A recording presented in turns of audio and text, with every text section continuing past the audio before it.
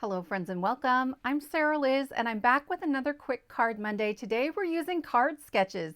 These are from Kendra's card challenge number 14. It just released in April. It's a free printable. And on the first two cards, I'm going to use this summer Quokka stamp set.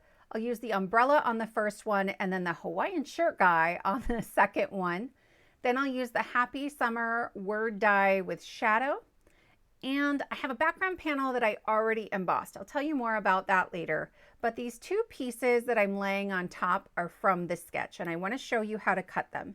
There's a complete cutting guide, but this piece can be a little tricky. So I am cutting a corner off, and I'm marking 1.5 inches from the top and the side. Okay, I made little tick marks on both of them, and you actually end up cutting two pieces that are this size. Then I'm going to line them up on top of each other and I'm going to cut the corner off. Then I will rotate and I'm going to cut from that new corner we created to the opposite corner. Okay? And that's our piece, except that I did it wrong. They're actually supposed to go the other way. So follow the sketch, but I kind of wanted to show you that process. The sketch also calls for a little bit of a trim on those two sides right there. Those are the only two I'm worried about. So I'm adding this pattern paper to the corners of some solid colored cardstock, and then I will just trim around them. So I have this piece of cardstock that I embossed using the Corrugated embossing folder from Spellbinders, and I didn't wet the paper down first, and it cracked a bunch. I actually think the cracking, it kind of fits the beachy theme, but it is a little delicate. So I'm using my Beacon 3-in-1 solvent-based adhesive, which will add a little bit of strength and stability, especially in places where maybe the paper tore a little bit. So I have trimmed down around the other two sides, right up against the cardstock, and then I'm gonna arrange these in the corners of my card. And I actually got all the way into this far before I realized that I had cut those two pieces incorrectly. I should have cut the opposite corner to begin with, but it's not a big deal, right? You can see what it's supposed to look like.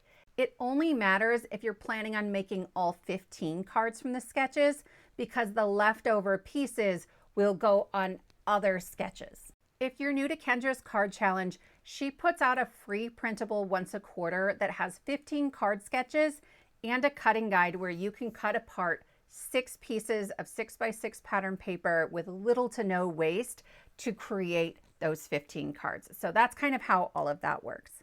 I will leave a link in the description box below to her website where you can get the free printable, and I'll leave a few extra instructions on how to find it. I got lost on that website a couple of times, so I'll do my best to guide you. For my focal point on this card, I have stacked up that happy summer die 3 times, and then I'm adding it onto the shadow die that I've cut out of the same paper as the corrugated background. Then I'm arranging my umbrella and my little pail with my shovel, and that's kind of it, right? Like, this is a really simple card. I did all of my coloring off camera at the same time. I think I spent 20 minutes one day coloring up 4 or 5 images from that stamp set, but I'm getting 3 different cards out of it, and so that works for me. So I've added my umbrella kind of behind on the right, and then my pail is going to go on the bottom left, but I want it to overlap ever so slightly, and there's a lot of dimension from the stacked die cuts. So the piece that didn't overlap the S of summer, I added some thin foam to. For a sub-sentiment, I'm grabbing the Thinking of You kit that came out a while ago, and I am going to cut this in half, and then I'll flip it and cut one more time so that those tick marks are all the way up against the edges of the cardstock. Then I can line those tick marks up on the blade of my trimmer, and I know that I'll get a straight cut. If you're new to my channel, these are emergency sentiments. It's a free printable that I put out at least twice a month on the 1st and 3rd Fridays, but lately I've been putting out some extras as well. So I will link to that kit below and at the end of this video. But if you want to know every time I release a free printable, go ahead and hit that subscribe button and ring the bell to be notified the next time there's a kit coming out.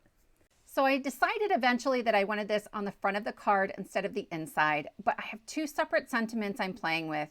And this one, I'd like to drink through a few things with you. I even cut out in 2 different fonts. I don't know for sure which one I want. So I'm going to create a place for it to rest that is removable. I have a 3/8 inch strip of teal cardstock, and I added just a little bit of thin foam where it's not overlapping the pattern paper.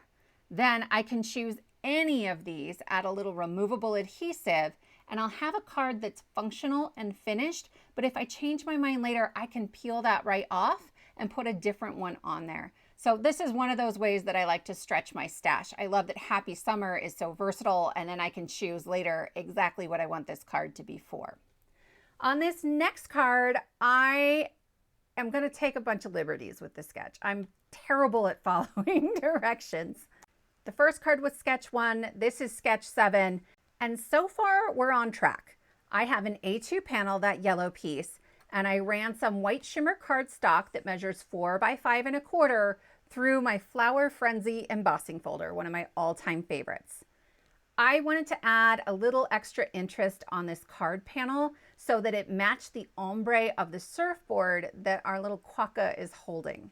When I colored him, I had it fade from a darker yellow into a lighter yellow moving up.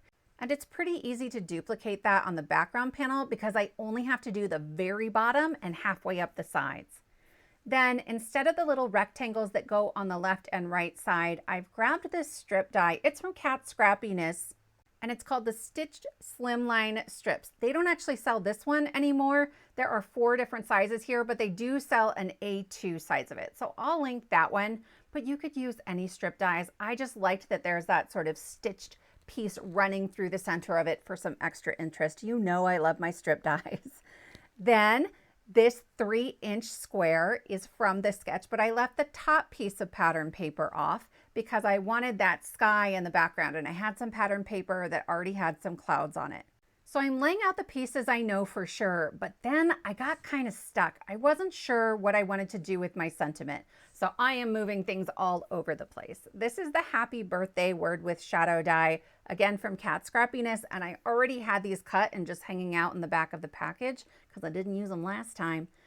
But the sketch actually calls for a circle, a 1 3/4 inch circle in the bottom left, and you know that's practically the size of an emergency sentiment. So I'm playing with it and I'm kind of going around in circles. In the end, we'll start putting the card together and then decide. So I have added glue all over the back of my strip, and I'm going to put it straight through the center. It's longer than it needs to be, but I want to clip this off at the edge of that embossed panel, not at the edge of the yellow panel. So I did this before I started gluing those 2 pieces together.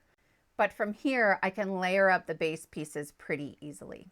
I also wanted to let you know that on Saturday of last weekend, I was in a hop for Kendra's card challenge and made another card using this stamp set that I love so much. It's a shaker, and there's a giveaway connected to that hop. The giveaway is still open, so I will link that video below and at the end of this video as well. Okay, so far, aside from switching out the rectangles on either side, I have followed the sketch. Please be proud of me. I am going to use a slightly larger circle here. It calls for a 1 3/4, so I did 1 7/8. I almost did 2, but it didn't fit quite as well. And then I'm going to let his little tail overlap my circle, and then I'll just grab an emergency sentiment.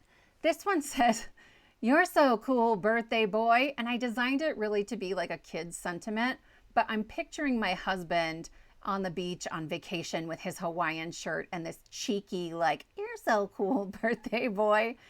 I just couldn't help myself. For this last card, we're not going to use a Quokka, but I am using the Crafty Quokka pattern paper from Scrappiness, and then this die. It's not even the sentiment that does it for me. You guys, it's the font. That font is so gorgeous. And ultimately, this card is mostly pattern paper and 1 die.